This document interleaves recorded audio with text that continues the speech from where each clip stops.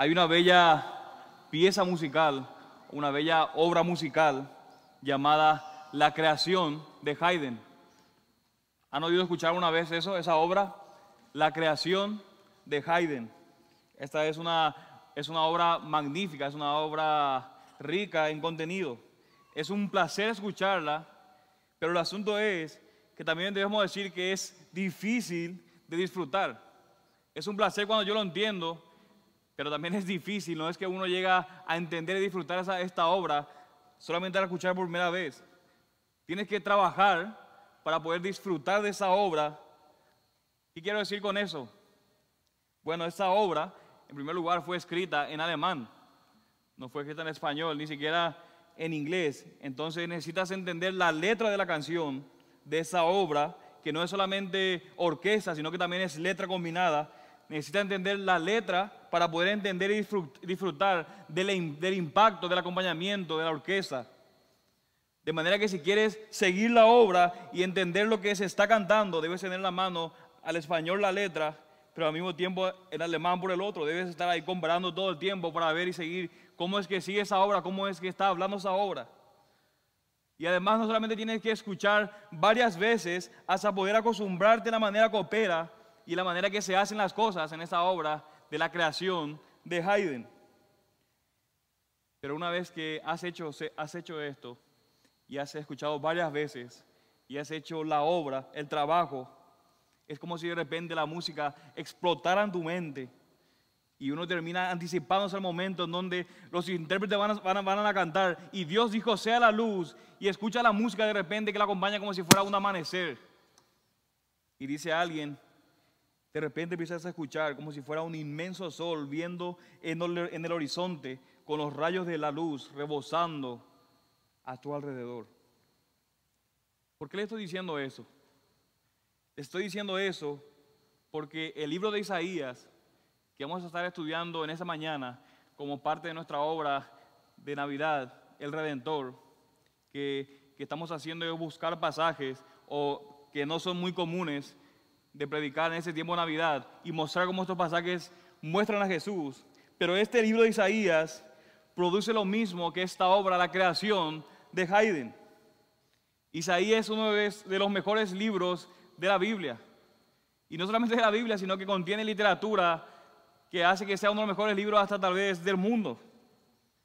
Pero si tú llegas como un principiante a este libro, o como alguien que no está familiarizado con la cultura del libro de Isaías, o con todo lo anterior al Antiguo Testamento, y solo de repente se agarra el libro de Isaías y empieza a leerlos, y aun si fueras tan brillante como Agustín, no lo vas a pasar fácil en esa obra del libro de Isaías. Ambrosio le había dicho a Agustín, debes leer a Isaías, lea a Isaías. Entonces Agustín tomó el libro de Isaías y empezó a leer al profeta sin ningún conocimiento real de la situación del Antiguo Testamento. ¿Y saben qué le pareció?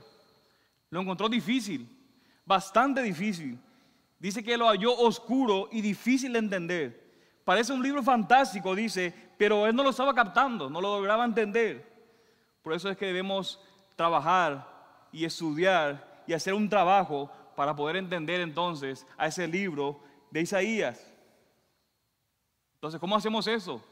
¿Cómo es que llegamos al libro de Isaías y hacemos este trabajo? Bueno, en primer lugar, necesitas entender o sumergirte en las partes iniciales del Antiguo Testamento. Necesitas entender la cultura de Isaías. Necesitas entender los supuestos o las premisas o el fundamento del libro de Isaías por el cual él construye esas profecías. Y déjeme decirle que no hay supuesto o premisa más fundamental para entender a este libro de Isaías que lo que vemos en Deuteronomio capítulo 4 del versículo 25 al versículo 31. Y quiero que vayamos por ahí en un momento y poder establecer entonces primeramente la base, el supuesto, esta premisa que va a recorrer o que va a correr a través de todo el libro de Isaías, y no solamente el libro de Isaías, sino que a través de todos los profetas. Vayamos entonces a Deuteronomio capítulo 4, versículo 25 al versículo 31.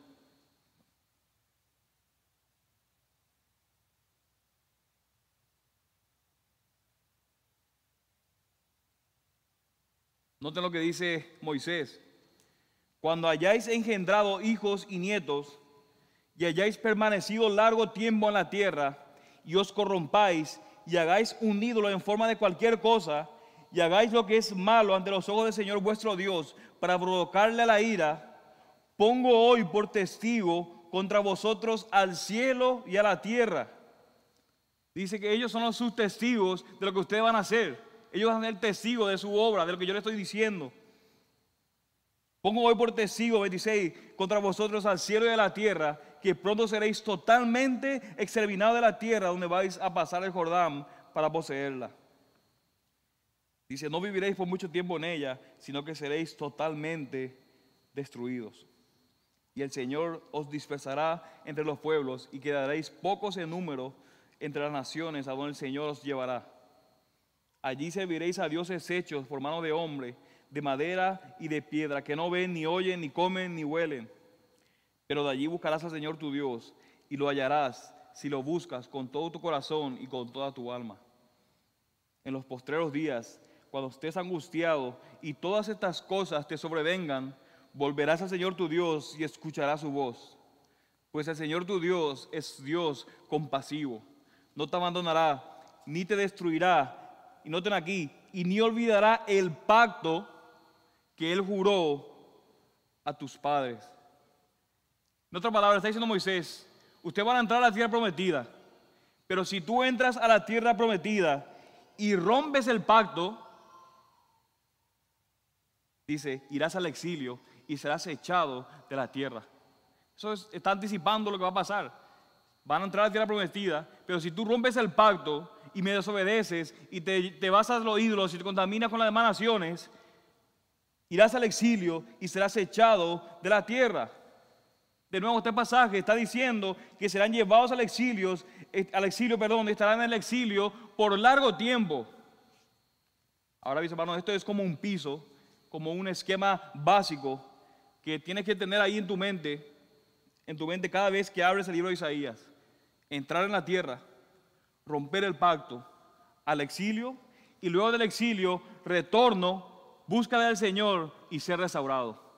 Ese es el esquema que corre a través de todo el libro de Isaías que tú tienes que tener en mente. Entrar a la tierra, romper el pacto, van a ser llevados al exilio, luego del exilio va a haber un retorno, porque buscarán al Señor, ¿y qué van a hacer? Van a ser restaurados. Entonces, veamos ahora un par de cosas en las que podemos ahora entonces complementar este piso, este fundamento que acabamos de ver en Deuteronomio.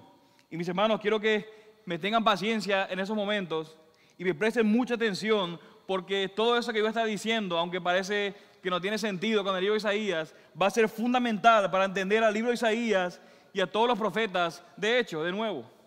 Y ahora, y una de las maneras que podemos complementar eso que acaba de pasar en Deuteronomio, que le acaba de decir Moisés, es con el conocimiento del éxodo de Egipto. El éxodo de Egipto va a complementar este fundamento, este piso de entrar a la tierra, romper el pacto, exilio, volver del exilio, retorno, búsqueda de Dios y restauración. Ahora, noten el éxodo de Egipto. El éxodo de Egipto es el acto de salvación más singular y más profundo que Dios hizo por su pueblo en el Antiguo Testamento. En el éxodo, Jehová redimió a Israel. En el éxodo, recuerda, en el capítulo 4, versículo 22-23 de Éxodo, Moisés es enviado al faraón a decirle, Israel es mi hijo, Israel es mi primogénito, deja ir a mi hijo, pero te has negado, faraón, he aquí mataré a tu hijo. Entonces, noten que la nación de Israel ha venido a ser el hijo de Dios. Esto es muy significativo, mis hermanos, porque Adán en un sentido era el hijo de Dios, y lo que está haciendo es ahora es que está estableciendo a Israel como un nuevo tipo, una nueva clase de nuevo Adán. Israel ahora es mi hijo, mi primogénito. Después vemos cómo el Señor entonces envía plagas de Egipto. Israel es liberada y lo hace a través del Mar Rojo. Después los saca del desierto, proveyendo para ellos maná del cielo y a través de agua, a través de la roca. Los lleva después entonces a la tierra prometida, donde Jehová hace huir a sus enemigos y el pueblo entonces hereda la tierra. Si usas, mis hermanos, si usan este esquema, podrás decir que esta es la manera en que Jehová salva a su pueblo, lo que acaba de pasar en Éxodo. Tanto Isaías, tanto el profeta Jeremías y Ezequiel y todos los demás profetas, cuando tú lean, va a tomar este esquema del Éxodo, del Deuteronomio y lo que ha sucedido en el Éxodo. Entrar a la tierra, romper el pacto, llevado al exilio, ser restaurado. Y cuando empiezan ahora entonces los profetas a hablar de esta restauración que va a haber, toman el esquema del Éxodo y dicen en esencia, Dios va a salvarnos. Escuchen, Dios va a salvarnos y el retorno del exilio y la restauración será la manera en que Él nos salvó en el Éxodo de Egipto. Cuando están en medio de ese exilio, de esa desolación, los profetas anuncian o anuncian cuando van a estar ahí, el Señor va a salvarnos. Va a venir esa desolación, pero va a salvarnos de la misma manera que nos salvó en el Éxodo de Egipto. Es como si le estuvieran diciendo esto. ¿Recuerdan lo que Jehová hizo por nosotros en el Mar Rojo? ¿Se recuerdan de eso? Él va a hacer algo similar en el futuro. ¿Recuerdan lo que hizo por nosotros con estas plagas de Egipto? Él va a hacer lo mismo, nos va a salvar. La manera en que actuó el pasado es la manera en que va a actuar en el futuro. Y vemos a los profetas anunciando una y otra vez esto. Y a veces tenemos miedo de leer los libros proféticos por todas estas imágenes que presentan. Uno no entiende nada, uno tiene temor. De hecho, escuchamos muy pocas veces sermones acerca de los libros proféticos. Pero mis hermanos, déjenme decirles que si tenemos bien en claro este esquema que yo le acabo de decir, se van a dar cuenta que esa es la línea melódica o el tema central que corre a través de todos los libros proféticos. Este esquema del Éxodo de que rompan el pacto, van a ser llevados al exilio, pero van a ser vueltos al exilio, van a buscar a Dios y va a venir una restauración. Esto corre a través de todos los libros proféticos. Entonces, si tú eres un profeta del Antiguo Testamento y te dijeras, ¿cómo vas a describir al pueblo esa restauración fuera del exilio? Cuando venga el exilio, ¿cómo vas a describir esta restauración? Bueno, el archivo de imágenes que usarás para describirlo va a ser el Antiguo Testamento y va a ser el Éxodo, que es la salvación más grande que Dios hizo para ellos en ese momento, cuando los sacó de Egipto. Entonces, algo más. La primera instancia, cuando ellos hablan de restauración y usan imágenes de restauración, lo que tienen también en mente acerca de la buena vida es el Edén. Ellos se recuerdan del Edén, ellos apuntan al Edén. Es como si estuvieras teniendo un nuevo éxodo y el retorno del exilio que producirá en una nueva y mayor situación edénica. Ustedes van a ir al exilio porque rompieron el pacto, pero van a buscar a Dios, van a ser retornados, van a ser restaurados y va a ser como un nuevo éxodo que va a volver a ser como un nuevo Edén otra vez. Esas son las cosas, las imágenes que está corriendo a través de todos los profetas. Esta es la manera en que los profetas están operando. Ellos están usando de nuevo el pasado de Israel para interpretar el presente de Israel y predecir entonces su futuro. De manera que entonces al ir al libro de Isaías tenemos que asumir, tener en mente estas realidades fundamentales. Necesitamos asumir estas enseñanzas de Moisés. ¿Me siguen hasta ahí? Amén. Vamos entonces al libro de Isaías, el capítulo 1, de versículo 1 en adelante. Veamos acerca un poco del contexto de ese libro, de cómo empieza el capítulo 1. Y dice el versículo 1 de Isaías: visión que tuvo Isaías, hijo de Amós, concerniente a Judá y Jerusalén, en los días de Usías, Jotam, Acaz y Ezequías, reyes de Judá. Ahora, Usías murió en el 740 a.C., Ezequías reinó hasta el 680 a.C. Lo que esto no quiere decir entonces que Isaías tuvo un ministerio de más o menos unos 80 años. Tendría unos 80 años cuando él terminó de ministrar. Probablemente empezó a ministrar como a los 20 años, de acuerdo a estos años. Tuvo un ministerio fiel y bastante largo. Pero note cómo sigue en el versículo 2. Oíd cielo y escucha tierra. ¿Se le hace similar lo que acabo de leer?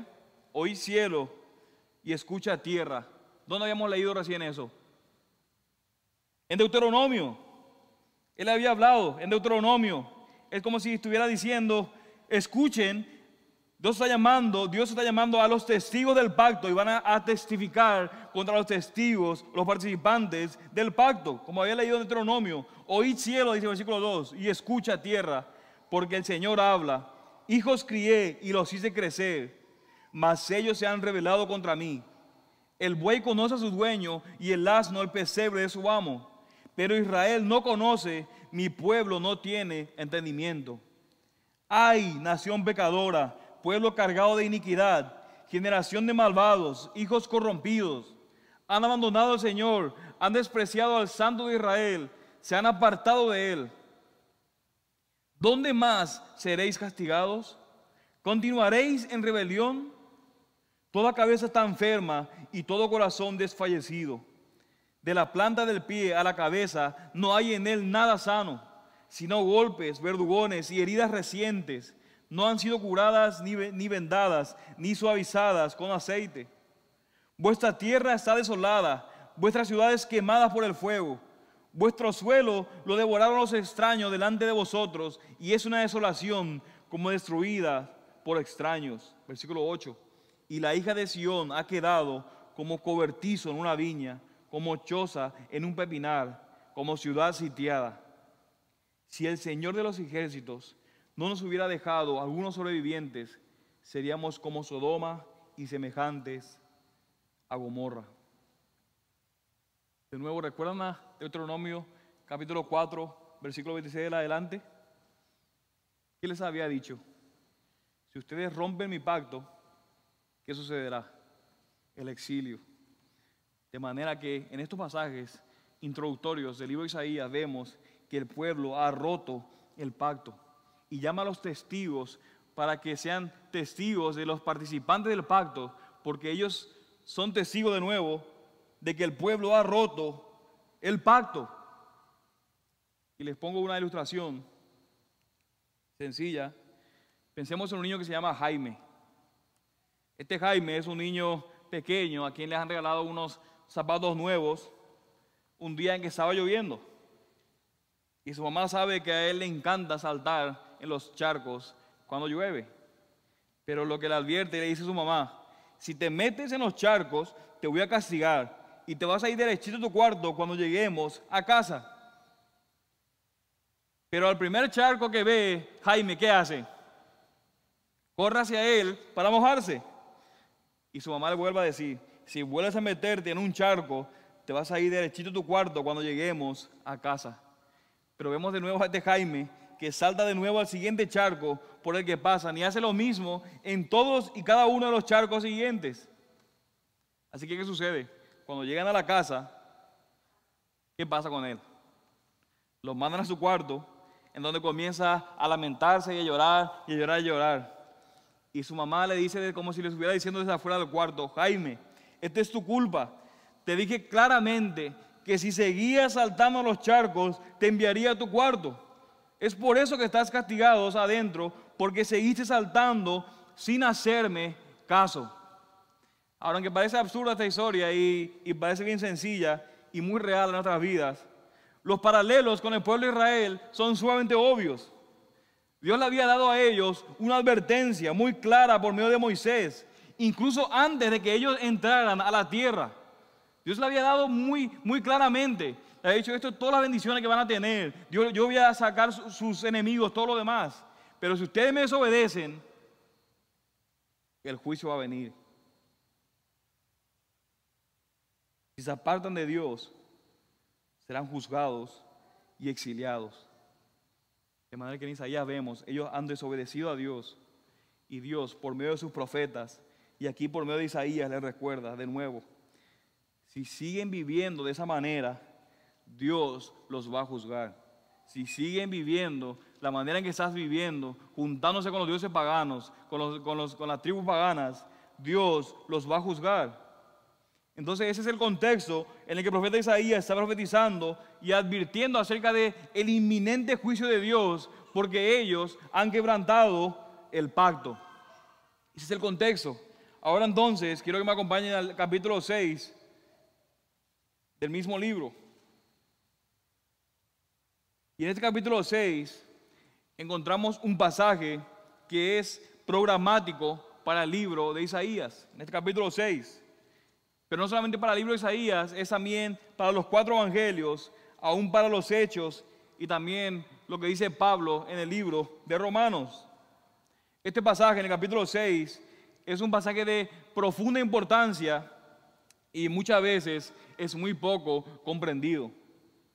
Hay unos aspectos de todo el capítulo 6 que es entendido en este pasaje, pero otras riquezas de este pasaje permanecen allí sin extraerse. En los primeros versículos vemos ahí una gloriosa descripción, una de las más bellas descripciones, cuando ve Isaías, ve la visión de ese rey de gloria. Pero no vamos a tomar tiempo en el versículo 1 al versículo 8, porque es probable que ya hayan oído muchos sermones acerca de esta visión, o tal vez hemos leído un buen libro respecto a esto, o hasta algunos hemos predicado acerca de estos versículos de Isaías. Pero quiero que noten ahora los versículos del 9 al 13, que creo que van a ser cruciales para poder entender al libro de Isaías. ¿Me siguen hasta aquí? Amén. De manera que después que Isaías le dice al Señor, heme aquí, envíame a mí, el Señor le dice, ve y di a este pueblo, escuchad bien, pero no entendáis, mirad bien, pero no comprendáis.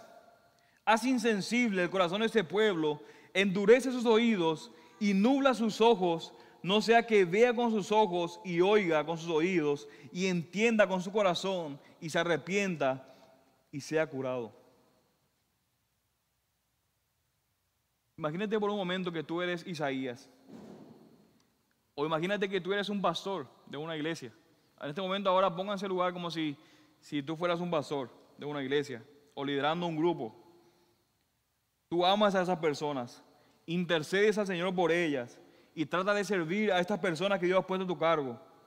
Pero es como si el Señor estuviera diciéndote, cuando vemos en esta visión que le acaba de decir, aunque tú amas a las personas, tú vas a endurecer sus corazones. Quiero que tú cierres sus ojos, y tapes sus oídos. ¿Cómo se sentirían ustedes? Ustedes aman a esa persona, los sirven, pero Dios te dice, quiero que endurezca sus corazones. Quiero que cierres sus ojos y que tapes sus oídos.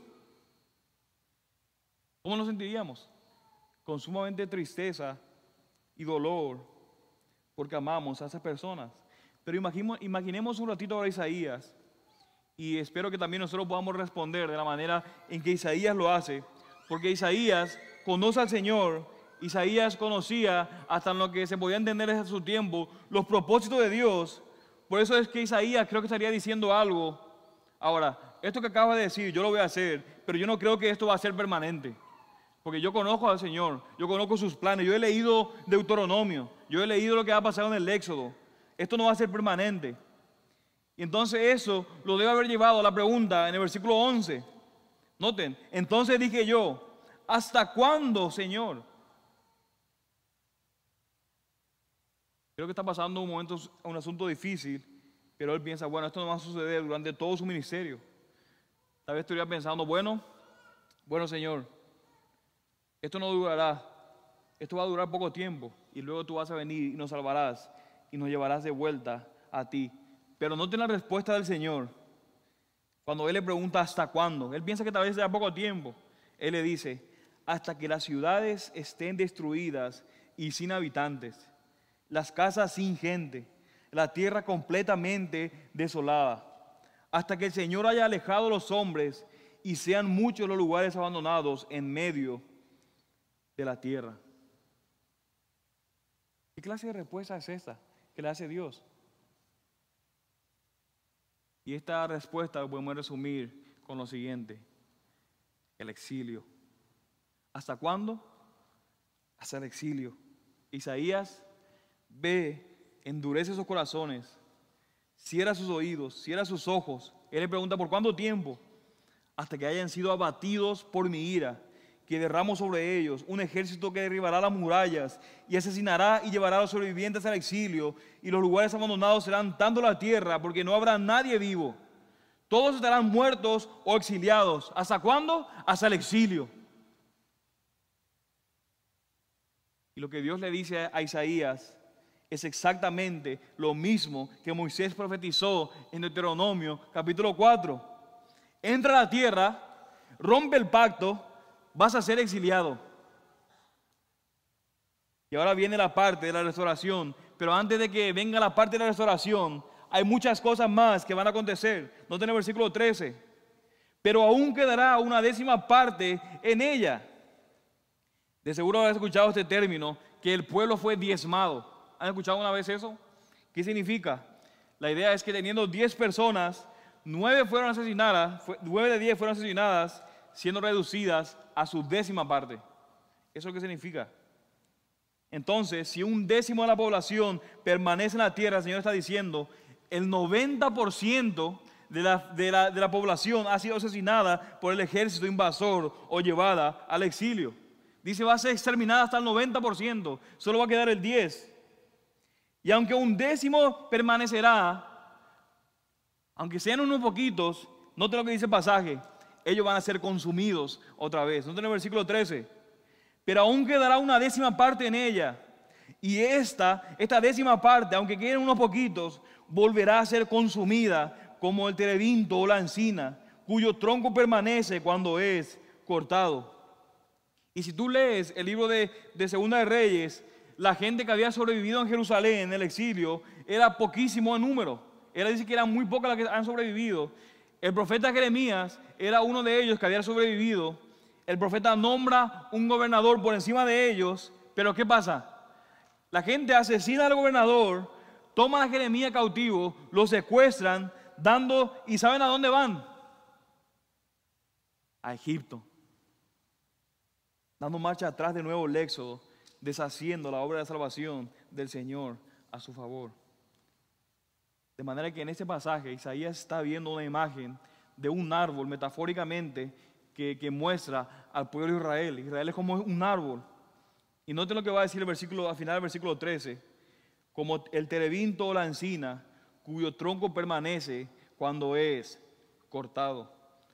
Lo que Isaías está diciendo es, de nuevo, es que el pueblo va a ser asesinado. Y si un 10% de la población permanece, también va a ser consumida otra vez. La idea es que está mostrando Isaías es imaginar a la nación de Israel como un roble, como un árbol, y viendo un leñador viene y tala ese árbol, pero queda un tronquito. Cuando él él rompe, corta, siempre queda un tronquito. Pero aun cuando ese tronquito queda del árbol, ¿qué harías para eliminar ese tronco? Quemas el tronco. Y eso es lo que el Señor está diciendo. Va a venir el cazador o el que va a cortar a Israel. Y aunque quede un poquitito, esa raíz va a ser quemada y consumida. Eso es lo que el Señor está diciendo que va a hacer por el pueblo. Y entonces añade, en medio de esta sombría escena, donde van a ser completamente exterminados, noten cómo termina el versículo 13. La simiente santa será su tronco. ¿Qué significa eso? ¿Ustedes se acuerdan qué significa simiente? ¿De dónde viene esto de simiente? Lo que está haciendo es llevarnos de vuelta a Génesis 3:15. Está aludiendo a la promesa de la simiente de la mujer, que será una simiente de Abraham, como vimos con el pastor Héctor, quien también será la simiente de Judá y será la simiente de David. ¿Qué le había dicho Dios a David en 2 de Samuel, capítulo 7, versículo 12? Cuando tus días se cumplan y repose con tus padres, levantaré a tu descendiente después de ti, el cual saldrá de tus entrañas y estableceré su reino. Él edificará casa a mi nombre y yo estableceré el trono de su reino para siempre. De manera que esta simiente santa será su tronco. Ahora, quédense con esta imagen. El pueblo va a ser consumido, el pueblo va a ser cortado, va a sobrevivir solamente una partecita, pero va a ser consumida. Pero dice que la simiente santa será su tronco. Así termina el capítulo 7. Tengan en mente eso. Ahora vamos a pasar al capítulo 8. Y por causa del tiempo voy a resumir este pasaje relatándoles un poco lo que está sucediendo. Para el tiempo del profeta Isaías, ahora en el capítulo aunque este entra en una nueva situación, tengan en mente todos los esquemas, lo que hemos visto, eso sigue ahí vigente. Pero para el tiempo del profeta Isaías, el reino de Israel se había dividido en dos, el reino del norte y el reino del sur. El reino del norte estaba siendo gobernado en ese momento por el rey Peca, y en el reino del sur estaba reinando el rey Acaz. De manera que el rey del norte, Acaz, del sur, se entera de que el rey del norte, Peca, había hecho un acuerdo con el rey de Siria para venir a invadirlo y venir en su contra. ¿Dónde estaba Siria? ¿Alguien tiene una idea? Siria estaba arriba del reino del norte, de manera que cuando se ponieron de acuerdo estos dos, si conquistaban el reino del sur, iban a poder tener acceso a un montón de cosas y que vamos a tener control a todo. Entonces ellos se ponen de acuerdo para invadir al rey del sur. De manera que el rey Acaz recibe la noticia y ¿qué hace? Se llena de temor. Pero Dios, quien es el que escribe la historia y conoce todo lo que está ocurriendo, se mueve en el corazón de Isaías y él lo envía junto al rey Acaz del reino del sur, el reino de Judá, de donde vendría el Mesías. Era la promesa, vendría del reino de Judá. Y Dios le dice al rey Acaz por medio de Isaías: no temas, no desmayes, yo te voy a librar, yo voy a deshacer estos planes que estos dos reyes han tramado contra ti. Pero ahora, Dios sabía que ese rey Acaz era un rey incrédulo, y en su bondad y en su benevolencia, Dios quiere ayudar a la incredulidad del rey Acaz. Y Dios le dice a través de Isaías: yo te voy a librar, yo voy a destruir los planes de estos dos reyes. Pero como tú no crees, noten el versículo 11 del capítulo 7. Pide para ti una señal del Señor tu Dios, que sea tan profunda como el Seol o tan alta como el cielo. ¿Están viendo la benevolencia de Dios? Dice Dios: yo te hice una promesa, pero yo sé que tú eres un incrédulo, de manera que pídeme una señal. Pide una señal grande, dice, una señal que tú piensas que sea casi imposible de cumplir. Dice que sea tan profunda como el Seol o tan alta como el cielo. Yo lo voy a hacer, la señal que tú me pidas, para que tú puedas llegar a creer lo que yo te estoy diciendo. De manera que Acaz responde de una manera que pareciera sumamente piadosa, pero que no lo era. Noten el versículo 12.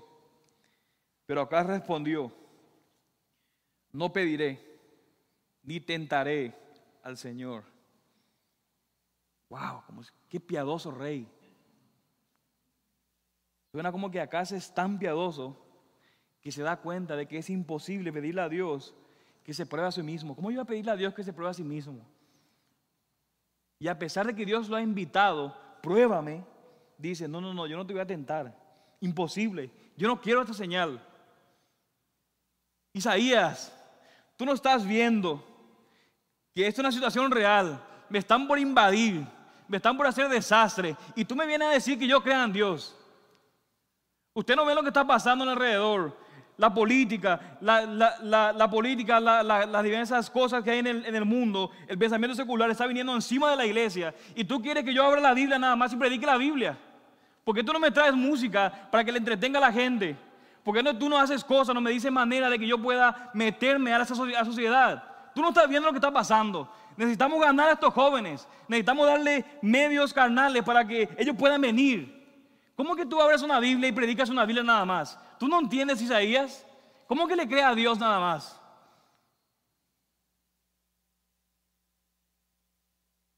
Y la realidad era que Acaz no quería señal, porque Acaz no quería seguir y confiar en la promesa de Dios.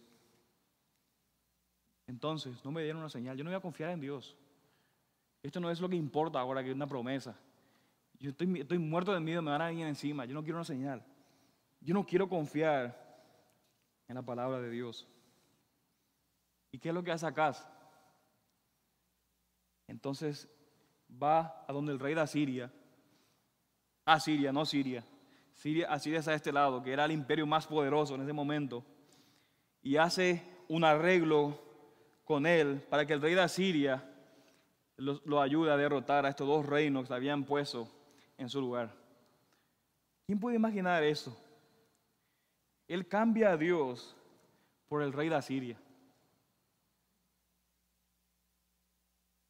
Y lo que acá no sabe es que el rechazo de la señal que Dios le ha ofrecido, que Dios le ha dicho, ha hecho que el rey de Asiria voltee la torda, como dicen por ahí.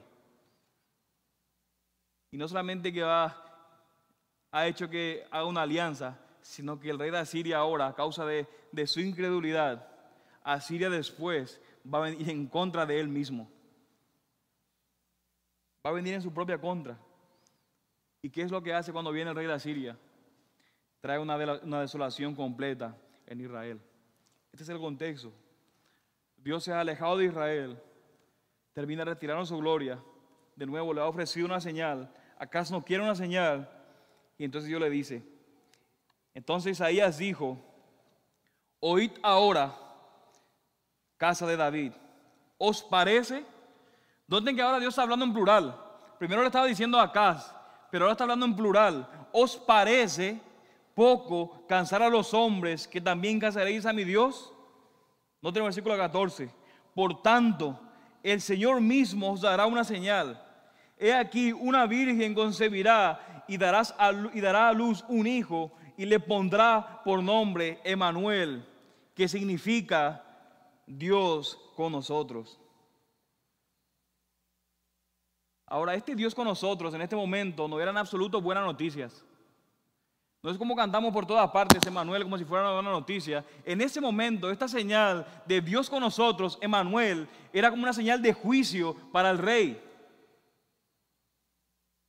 Y algo importante que debemos señalar es que el momento del nacimiento de Emmanuel no se menciona explícitamente en el texto, pero de manera que Isaías, o lo que las palabras de Isaías indican es que por muy pronto que van a ser este Emmanuel, la amenaza existe, o la amenaza existente que representa a Israel y Siria habrá terminado. Esta amenaza que ellos han tramado de venir contra el rey del sur va a terminar antes de que el niño sea capaz de darse cuenta. Noten cómo dice el versículo 15-16. Comerá cuajada y miel hasta que sepa lo suficiente para desechar lo malo y escoger lo bueno. Porque antes que el niño sepa desechar lo malo y escoger lo bueno, será abandonada la tierra cuyos dos reyes tú temes. De manera que Acaz, el nacimiento de ese niño será la señal de que Dios está con nosotros y va a destruir a Israel y a Siria. Pero ese niño, más que venir como una bendición, vendría en un contexto de juicio, como una señal de maldición, más bien para Israel. Ahora, un breve paréntesis aquí, una nota muy importante, porque estos versículos se utilizan muchísimo en nuestros tiempos.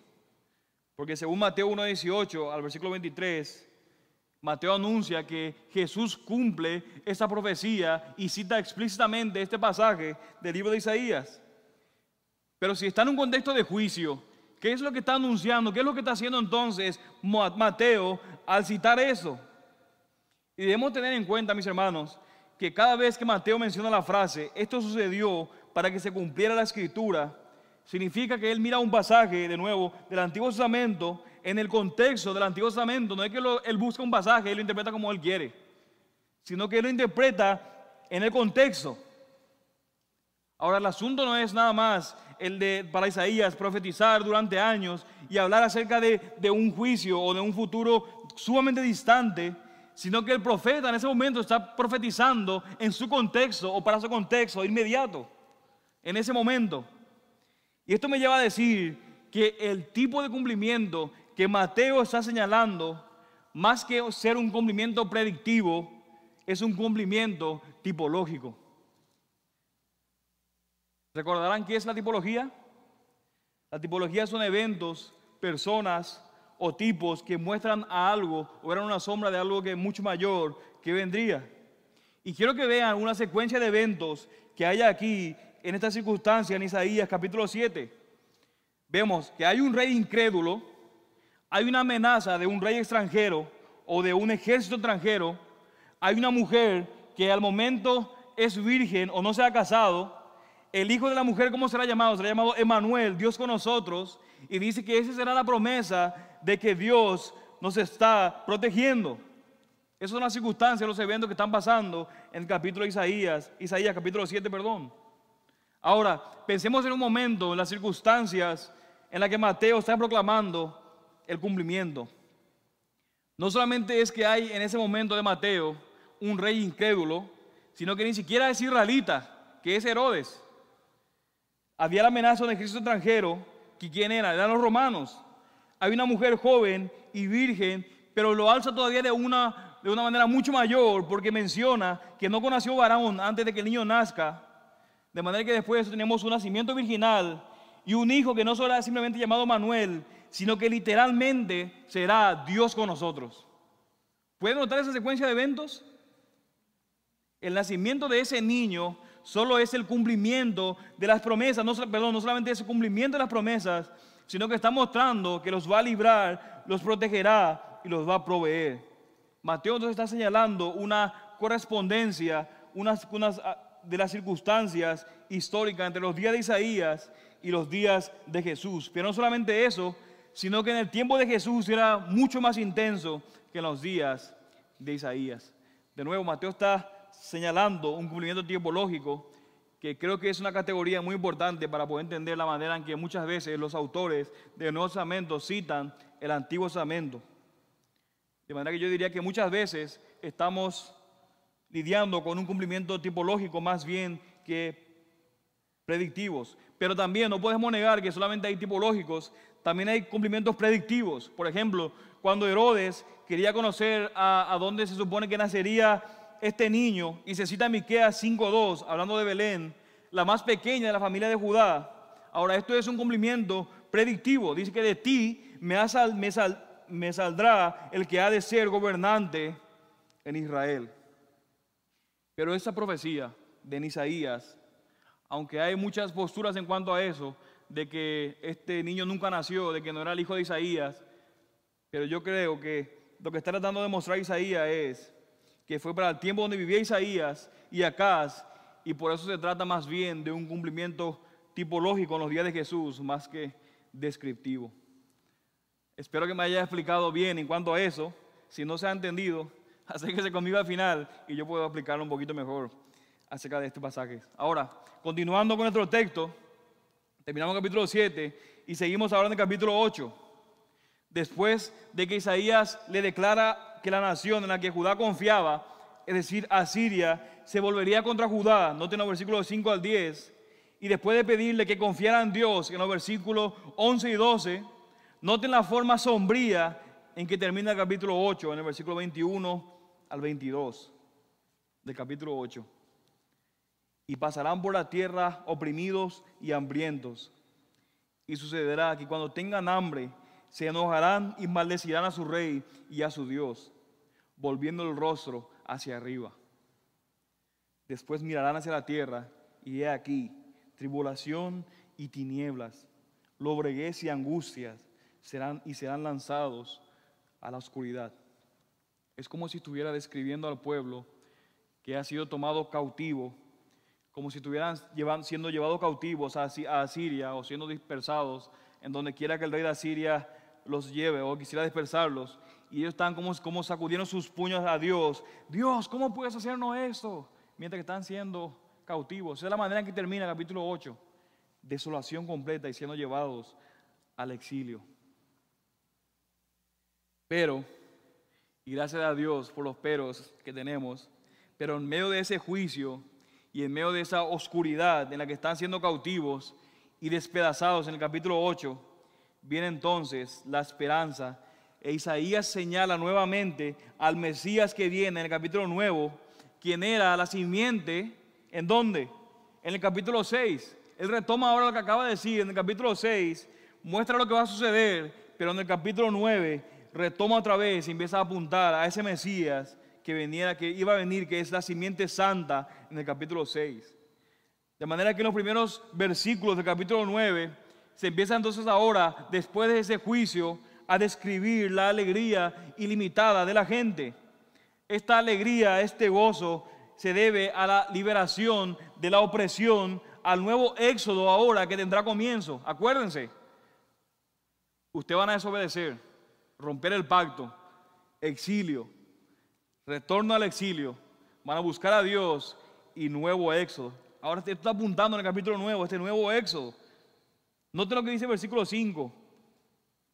Porque toda bota que caza el guerrero en el fragor de la batalla y el manto revolcado en sangre serán para quemar combustible para el fuego. Lo que está mostrando esta imagen es que la guerra ya ha terminado. Ya no se necesitan armas porque ya no habrá más guerras. Pero la pregunta es, ¿cómo es que va a terminar esa guerra? ¿Cómo es que acabará esa guerra? ¿Cómo es que acabará ese tiempo de desolación? Notemos los versículos 6 y 7. Porque un niño, todo eso va a terminar, va a haber gozo y alegría, porque un niño nos ha nacido, un hijo nos ha sido dado, y la soberanía reposará sobre sus hombros, y se llamará su nombre admirable consejero, Dios poderoso, Padre eterno, príncipe de paz. El aumento de su soberanía y de la paz no tendrán fin sobre el trono de David y sobre su reino, para afianzarlo y sostenerlo con el derecho y la justicia. Ahora, ¿qué significa eso de que el Señor va a mandar a un niño? ¿Por qué no termina nada más Dios viniendo y despedazándoles? ¿Por qué es que va a mandar a un niño? ¿Por qué tiene que ser un niño? Y quiero que entiendan que cada vez que, o en este momento que el Señor dice que nos va a mandar un hijo aquí significa una señal, una nueva época, una nueva generación en donde está apuntando al nuevo éxodo que va a comenzar. Pero desde este lado de la cruz en que nosotros estamos, cuando leemos todos esos pasajes nos resulta fácil entender qué significa eso de que Dios nos va a dar un hijo. Solo podemos entender ahora. Pero desde ese lado de la cruz en el que ellos estaban esperando que todas las promesas de Dios se cumplieran en un hijo prometido que había de venir. Pero ¿cómo? ¿Cómo es que ellos estaban esperando a un niño? ¿Por qué estaban esperando a un niño? Y si me permiten ahora rebobinar un poquito en la historia, quiero que vayamos a hacer un momento para hasta que lleguemos ahí, cómo empezó todo. Vamos al Edén. Dios había hecho una promesa en Génesis 3:15. Esta promesa implica la simiente prometida, como lo vimos en el primer sermón de la serie. Él pronuncia esta promesa en una maldición contra la serpiente. Ahora, la serpiente cree exactamente lo que Dios dice que es el porqué. En Génesis 4 tenemos el primer asesinato. ¿Cuál es el primer asesinato? La simiente de la serpiente, Caín, mata a la simiente de la mujer, que es Abel. ¿Y qué ocurre después de eso? Al final del capítulo 4 del libro de Génesis y en el capítulo 5 tenemos el anuncio del nacimiento de Set y la restauración de la simiente de la mujer. Entonces en el capítulo 5 tenemos ahora la genealogía.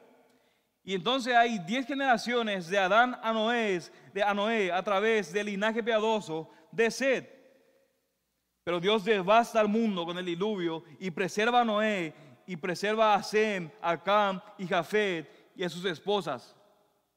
¿Por qué esto es importante? Porque es necesario que haya esposos y esposas para que haya ¿qué? Descendencia. Para que haya descendencia. La simiente todavía no ha venido. Pero finalmente llega un hombre llamado Taré que tiene un descendiente con el nombre de Abraham.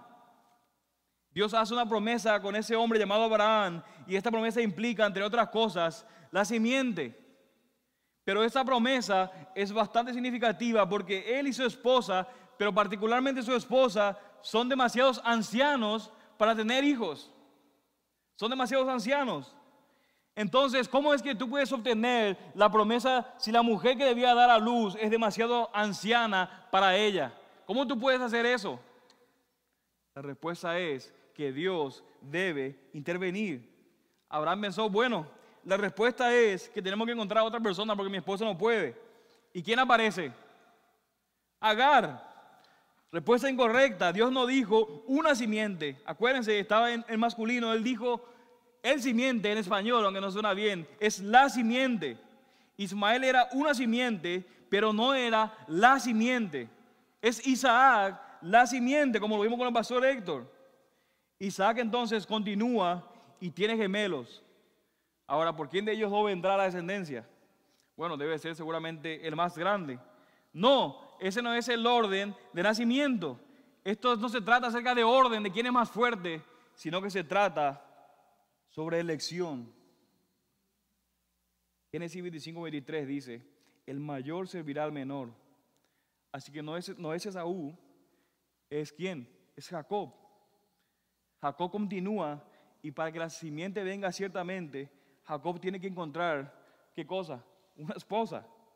Entonces él va hasta Labán y él conoce a la hija de Labán y se enamora y piensa que tal vez ha encontrado la mujer ideal, pero él trabaja 7 años. 7 años él trabaja, él se casa y se despierta al lado de ¿quién? De la hermana, ni siquiera de la mujer que él tanto había amado. ¿Y qué sucede? Trabaja 7 años más y entonces se casa con la mujer amada. Pero de nuevo, esta no es una historia nada más de amor. De nuevo, era una historia de elección. Aquella que él ama no puede tener hijos, pero hasta mucho más tarde en la historia, cuando ella da a luz un hijo llamado José y luego da a otro llamado como Benjamín, y luego entonces ella muere. José era el más amado sobre todos sus hermanos. ¿Por qué? Porque era hijo amado de su esposa amada. Pero ¿saben qué? José no era la simiente de la promesa. Esa mujer que él ni siquiera quería, que él despreciaba, cuando su hermana no podía tener hijo, ella sí lo tuvo. Y ella dio a luz a Rubén, a Simeón, a Leví, que es el padre del sacerdocio, y a Judá. Y cuando llegamos a esa historia en Génesis 37, donde se nos presenta a José, de repente en Génesis 38, para esa de un capítulo que está completamente fuera de lugar. En medio de toda esa historia de José, en el capítulo 38, leemos acerca de Judá y de Tamar, el peor momento de la vida de Judá. Pero ¿por qué es que está en medio de esa historia tan grandiosa de José, esa historia de Judá? Porque no se trataba de José, sino de Judá. No era José, la simiente, el descendiente, era Judá. Pero ¿por qué mostrar a Judá en su momento más bajo de su vida? Debido a que Dios tiene que redimir a Judá para que tome su lugar como la cabeza de la familia y ser identificado como la simiente de la promesa debido a la obra de la elección de Dios. Y así redime Dios a Judá. Pero ¿en qué momento viene la redención de Judá? Cuando Judá le dice a su padre Jacob, envíame el niño con el niño Benjamín. Sé que tú lo amas y si algo le sucede, yo seré su sustituto. Y José le prueba sacándole a Benjamín, diciéndole, me quedaré con ese niño, con Benjamín. Pero ¿qué le dice Judá? Eso va a matar a mi padre. Quédate conmigo como sustituto de mi hermano y pon su castigo sobre mí para que mi padre quede satisfecho con su redención. ¿Le suena familiar?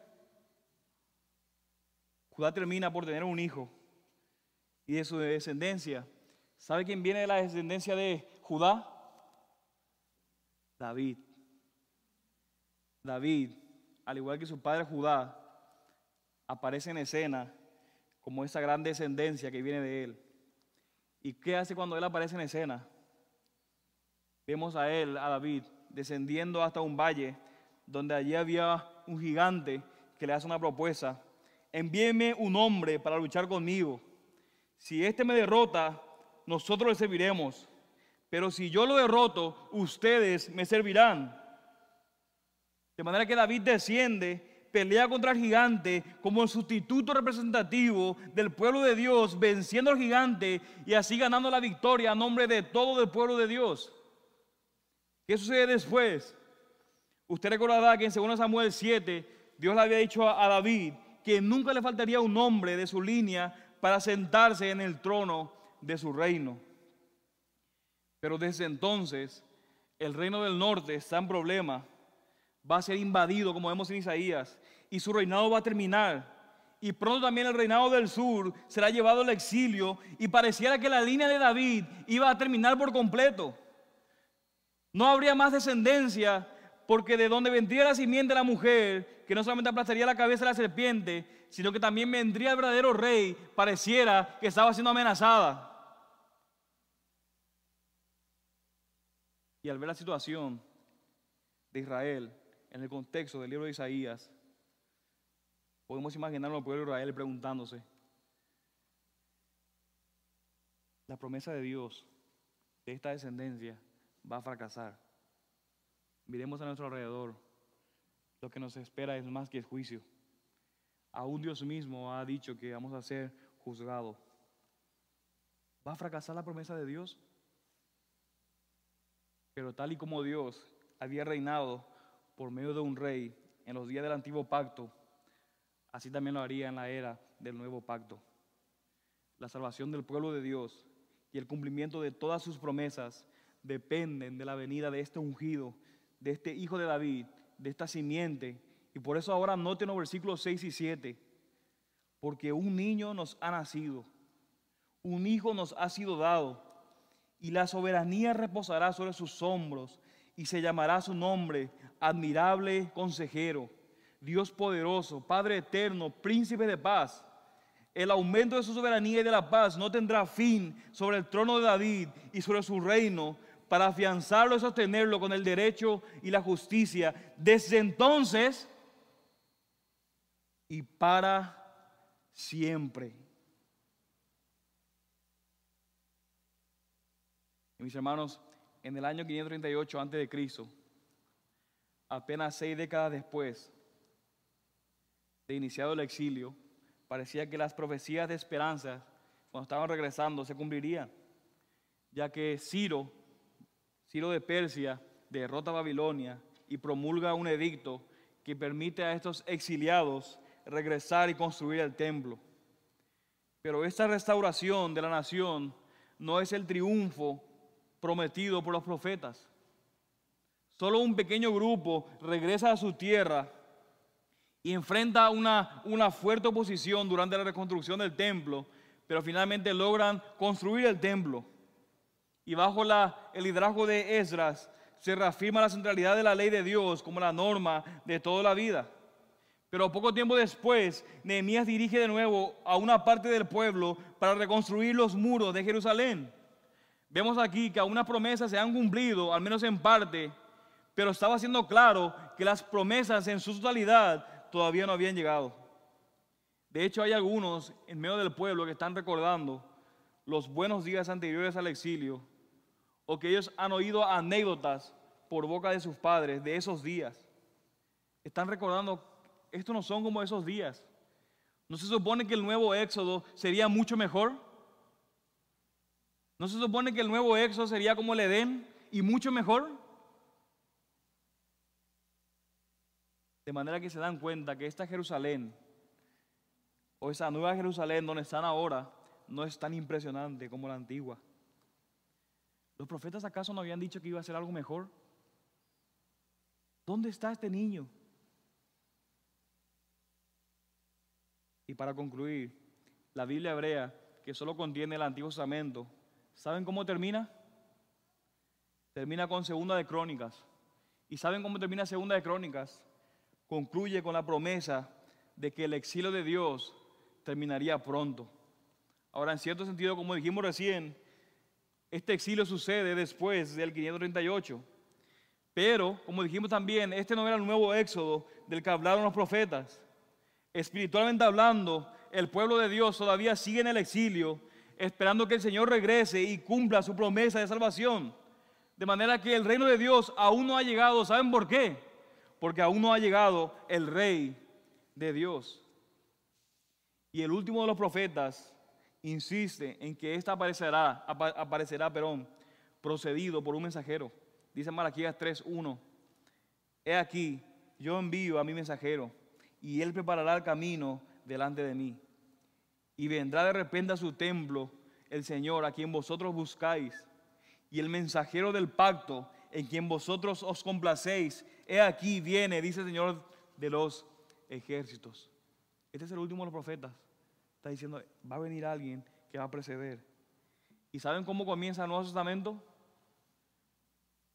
El Nuevo Testamento se abre con una genealogía. Y básicamente esta genealogía grita, el Dios que hizo una promesa en Génesis 3 ha cumplido esa promesa. Este es el linaje de la simiente de la promesa que aplastará la cabeza de la serpiente. ¿Y saben, mis hermanos, qué hace el hijo mayor del rey David, Jesús? Vengan la próxima semana donde seguiremos con nuestra serie del Redentor. Y unas aplicaciones aquí para terminar.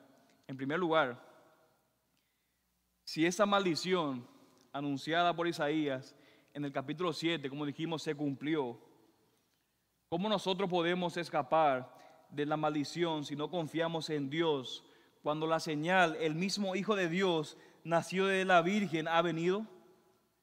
Si ellos sufrieron por este niño que había nacido Isaías, ¿cuánto más nosotros si no creemos en esta señal que es el mismo Hijo de Dios?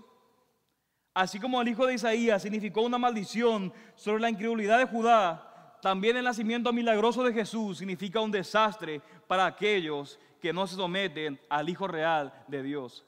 Emmanuel, Dios con nosotros, no va a ser una buena noticia si tú no crees en la señal, el verdadero Hijo de Dios. En segundo lugar, Isaías deja claro que la esperanza de Israel debe centrarse en ese niño que sería admirable consejero, Dios poderoso, Padre eterno, príncipe de paz. Mis hermanos, sería terrible y pecaminoso pasar por toda esta temporada de Navidad, que donde estamos comprando regalos y este árbol y todo lo que sea, y estar pensando en cosas mundanas y terrenales y no centrarse en Él, en ese príncipe de paz, el Señor Jesucristo. Y de hecho, si tú no eres creyente y pasas esta Navidad sin creer en el único que te puede traer paz, te ruego por la misericordia de Dios, mi amigo, hazlo ahora. Cree en la persona del Hijo, porque el centro de nuestra fe está en la persona de este niño, el consejero maravilloso, que es Dios poderoso, Padre eterno y príncipe de paz. Él es el único que puede sacarte del exilio en que te encuentras a causa de tus pecados. Cree en ese niño. Y finalmente, en tercer lugar, quiero que noten ahora la última línea del versículo 7 del capítulo 9 de Isaías. Esta profecía termina con el Señor haciendo una declaración. Noten el versículo 7, la última línea.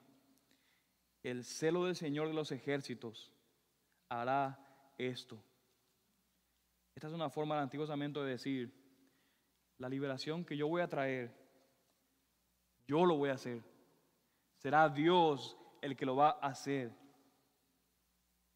Será por mi gracia. Ustedes han roto el pacto, pero por amor a mi nombre, yo voy a hacer lo que sea necesario para que un Salvador sea provisto y que para que podamos ser rescatados. Pero el celo del Señor de los ejércitos es el que hará todo esto. Traerá al niño al mundo y voy a cumplir todas y cada una de mis promesas. El celo del Señor de los ejércitos hará esto. Vamos a orar. Señor, gracias por esta promesa. A lo largo de todas las escrituras de que había de nacer un hijo.